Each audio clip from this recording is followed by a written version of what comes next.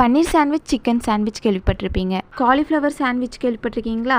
வீட்டிலே எப்படி செய்யணும்னு பார்க்கலாமா வாங்க. அதுக்கு ஃபஸ்ட்டு ஒரு காலிஃப்ளவரை நல்லா வாஷ் பண்ணிவிட்டு அதுலேருந்து கொஞ்சமாக எடுத்துகிட்டு நல்லா பொடி பொடியாக கட் பண்ணி எடுத்துக்கலாம். நெக்ஸ்ட் ஒரு பல்லாரியை நீட்ட வாக்கில் கட் பண்ணி எடுத்துக்கலாம். நல்லா பழுத்த தக்காளியை வாஷ் பண்ணிவிட்டு இந்த மாதிரி நீட்ட வாக்கில் கட் பண்ணி எடுத்துக்கலாம்.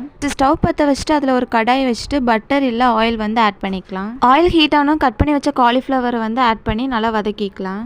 காலிஃப்ளவர் ஓரளவுக்கு வதங்கினதுக்கப்புறம் அது கூட ஒரு ஸ்பூன் பெப்பர் தூள் வந்து ஆட் பண்ணிக்கலாம். அதை நல்லா சாட்டே பண்ணிவிட்டு அதை ஒரு ஓரமாக எடுத்து வச்சுக்கலாம். நெக்ஸ்ட் ஒரு பவுலில் நம்ம சாட்டே பண்ணி வச்ச காலிஃப்ளவர், அது கூட கட் பண்ணி வச்ச தக்காளி, அதுக்கப்புறம் கட் பண்ணி வச்ச ஆனியனை வந்து ஆட் பண்ணிக்கலாம். இதில் டேஸ்ட் கொடுக்குறதே சில்லி மயோனைஸ் தான். அதை வந்து நான் ஆட் பண்ணிக்கிட்டேன். இது வந்து நான் வீட்லேயே ரெடி பண்ணது தான். அதை ஃபுல்லாக ஆட் பண்ணிவிட்டு நல்லா மிக்ஸ் பண்ணி எடுத்துக்கலாம்.